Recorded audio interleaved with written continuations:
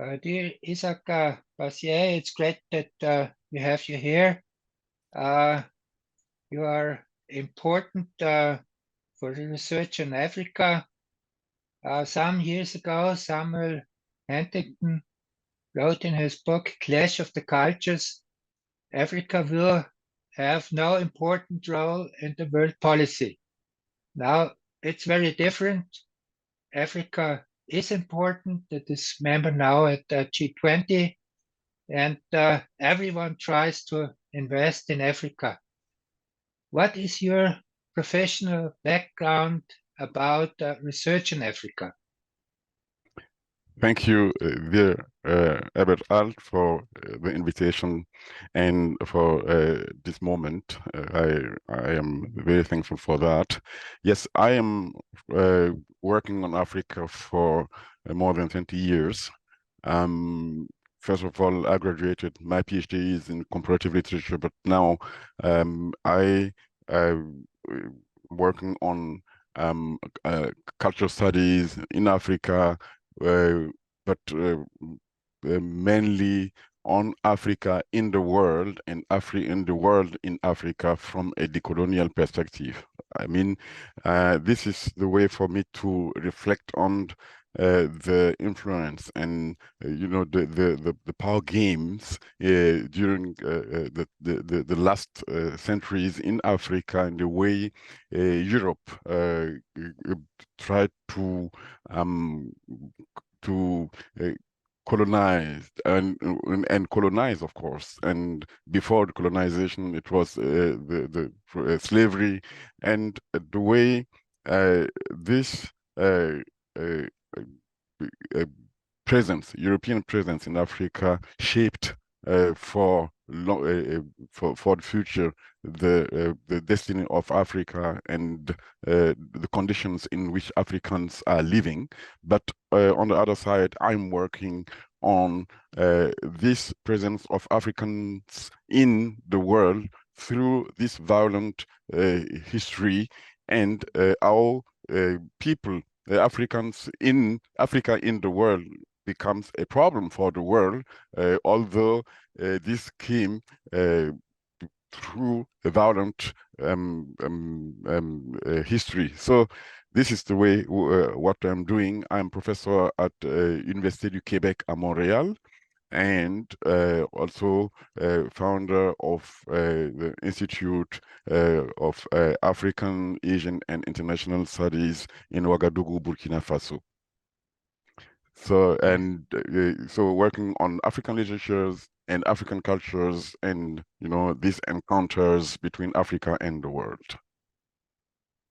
Great. You are speaking different languages, not only Yes. English, also French, German. Do you speak African languages? Yes, thank you for mentioning that, because most of the time the African, the European languages seem to be the natural languages of Africans, which is not the case. So I learned French when I was 7 years old, and I have two mother tongues, so to say, because I learned my mother tongue, the language of my mother, More, and Lile, the language of my father, both at the same time. And they are very different languages with imaginaries which are very different. The way they see the world and relationships between people, authorities, and so on. So, and this is a very important part of the way I think and analyze situations, and particularly in our context, which is we know a very difficult context with crisis, environmental crisis, and so on. Modernity is looking for solutions, and coming from Europe, from the West, this modernity didn't,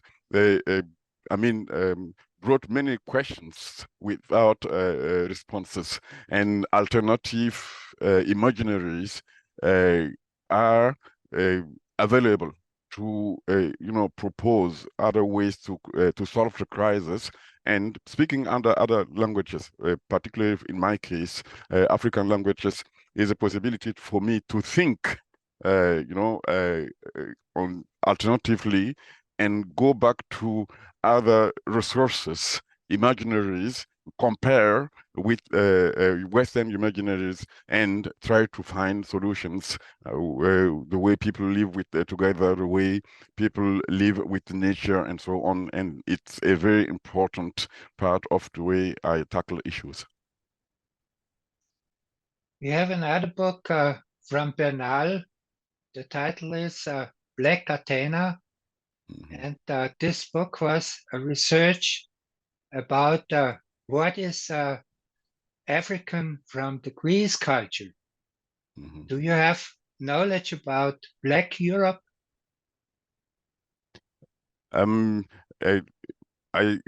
It's about the presence of African people in Europe, or the situation how Europe worked and benefits from African countries, and particularly recently it was about in France, for instance, the way the public space in France is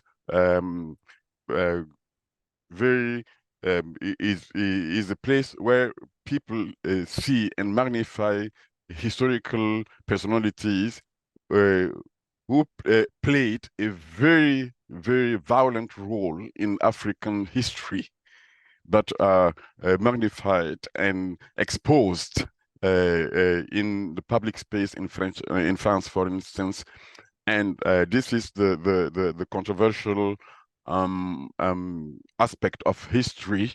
And this history is not only a European one, but it's also an African one. And we need to, come to a consensual reading of history, and a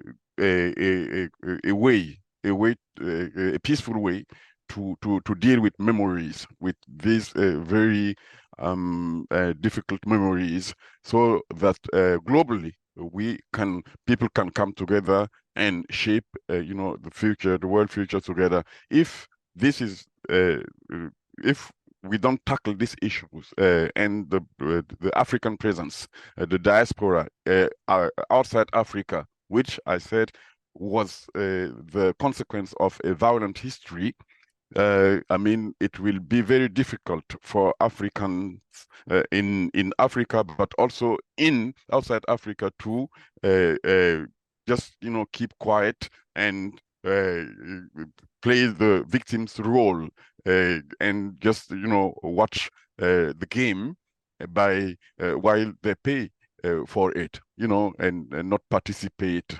So this is a very important issue, and even recently we see how the debate on decolonization of European but Western countries and public spaces and curricula and so on goes.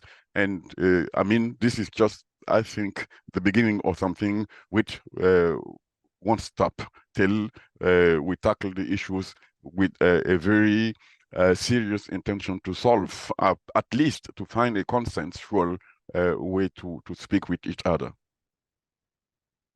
Thank you very much for this answer. You have founded the AFRASI Institute, who is working together in this institute, and which are the projects? Yes, we are working on the colonial approaches of African cultures, but also Western cultures, literature, and so on. It was important to think, to open the perspective, and see and pay tribute to the way history, the context, the global dynamics are, developing because we face a situation right now which we call a second phase of decolonization.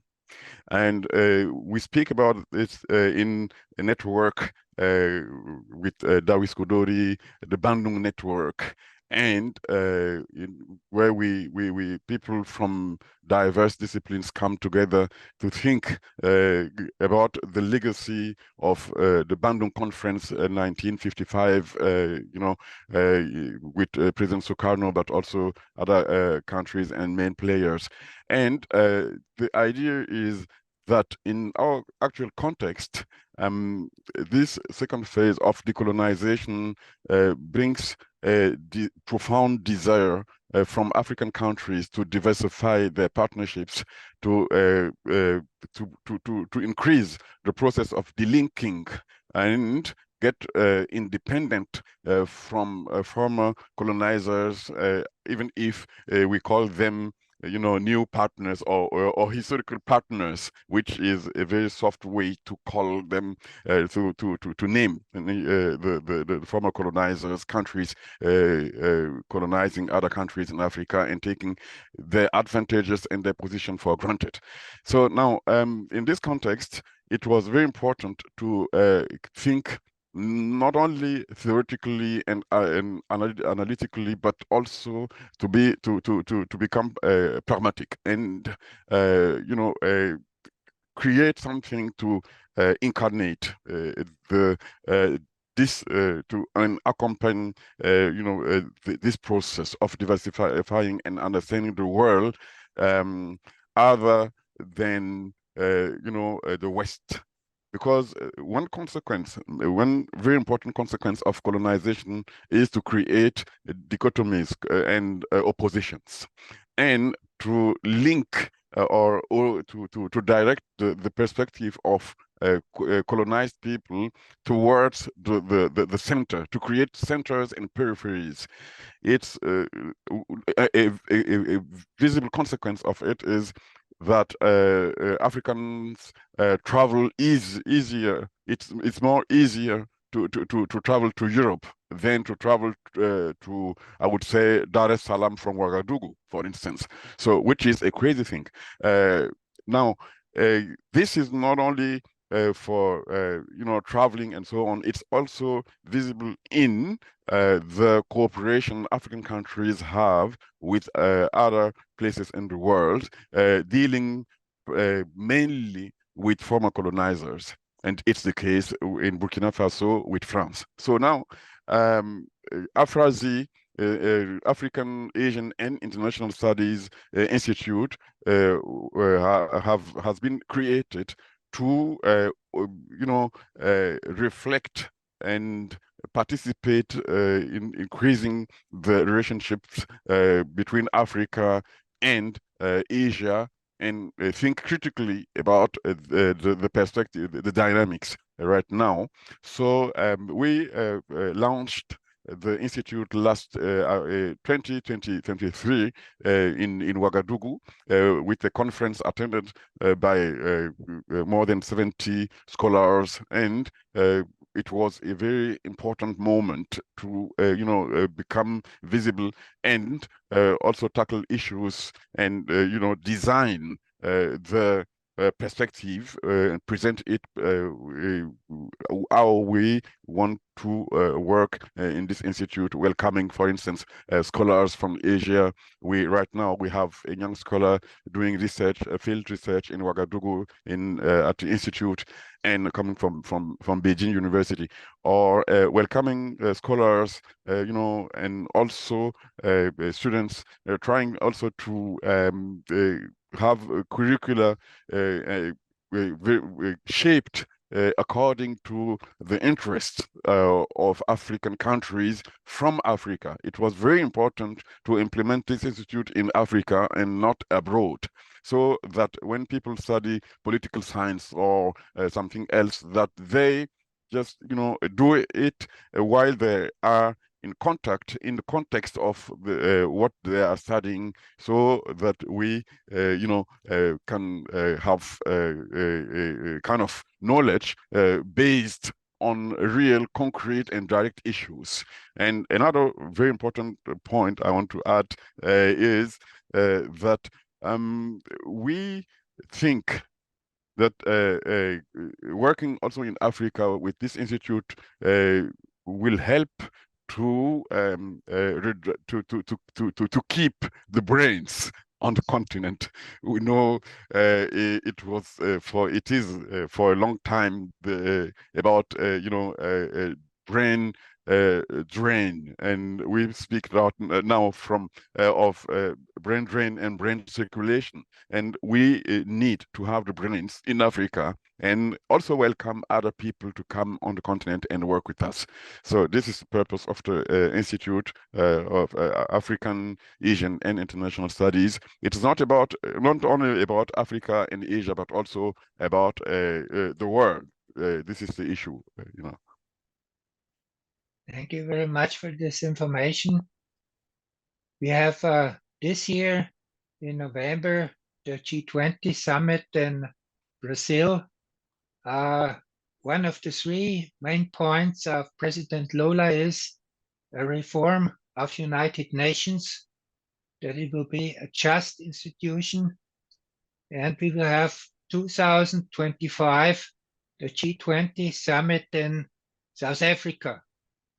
Which importance has this G20 summit 2025 for you and your institute? Yes, I mean it's important to balance the international game and just go ahead with dynamics which will help redirect the forces, and so that even these big organizations get reformed and become more democratic, I would say. Let's say it's that way. So it's why the African countries, and I would say countries from the global south coming up and getting more and more influence is just a very good thing for Africa, and for my institute here, for AFRASI. It's an important moment to think about countries like Indonesia and other countries, playing a very important role. South Africa itself, in Africa, Egypt, and so on. All these countries who participate in the global dynamics help to open the perspective and make it easier for new players to join the game, and also create make alternative voices, present in these discussions. So Africa welcomes, let's say it that way, people, trying to be there, because we know Africa is the focus point of many interests. But Africa has and should develop more and more its own agenda in these forums, and it's why G20 and the UN and all these forums, platforms are very important for this agenda, and it's also a kind of challenge for African countries, and this is what we try to say and to explain in our activities at the institute, to say we Africa is a mature continent, and we need the possibility to make choices and it isn't about a colonization, a new colonization from China or whatever, but it's just the African agenda in a time of multipolarity, and it's a good thing that they come, that you know, the forum takes place in Africa, in South Africa. Very good. Thank you very much for this meeting. We will have on 3rd December this year a special lecture about Africa and the importance about Africa. And I hope there will be a cooperation ahead of the G20 summit in South Africa. Thank you very much. Thank you for your time. It's been a pleasure. Thank you.